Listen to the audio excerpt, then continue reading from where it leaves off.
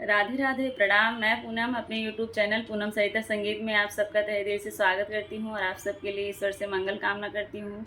आज मैं बहुत ही दर्द भरा बेटी विवाह गीत लेके आई हूँ। आप लोग पूरा ज़रूर सुनिएगा और बताइएगा आप लोगों को कैसा लगा। खूब सारा प्यार और आशीर्वाद बनाए रखिएगा। अगर चैनल पर नए हैं तो चैनल को सब्सक्राइब ज़रूर करिएगा और वीडियो को ज़्यादा से ज़्यादा शेयर करिएगा। काली बदरिया मावस की रतिया रे बाबा के सोवई नाही दे रे ललनवा।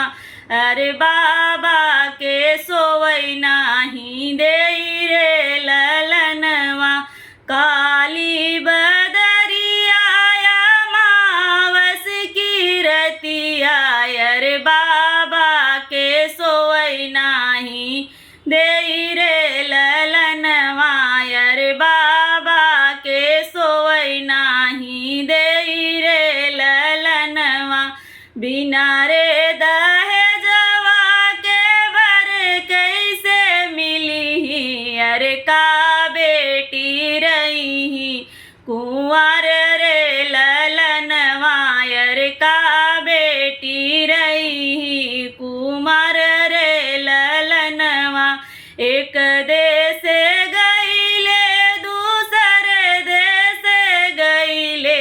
अरे तीसरे में पहुँचे विदेश रे ललनवा। अरे तीसरे में पहुँचे विदेश रे ललनवा। ऊंचे ऊंचे लोगवन के ऊंची रे अटरिया। रे ऊंचाइयो न कर मांग रे ललनवा। रे ऊंचाइयो न कर मांग रे ललनवा। बेटी के बाबा के नीची रे पगड़िया। रे रोवाई जोड़ाई हाथ रे ललनवा। रे रोवाई जोड़ाई हाथ रे ललनवा। बिना रे दहेजवा के बर कैसे मिली। अरे का बेटी रही कुंवर रे ललनवा। अरे का बेटी रही कुंवर रे ललनवा। काली बदरिया मावस की रतिया। रे बाबा के सोवई नाही दे रे ललनवा।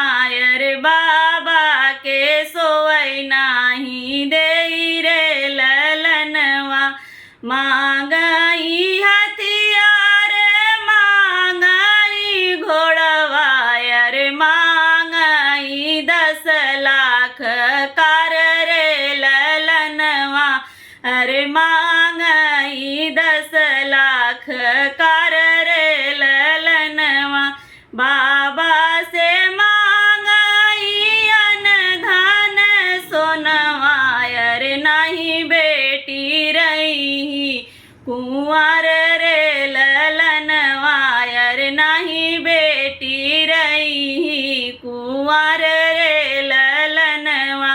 नहीं मोरे हथियार नहीं मोरे घोड़वा। अरे नहीं मोरे 10 लाख कार रे ललनवा। अरे नहीं मोरे 10 लाख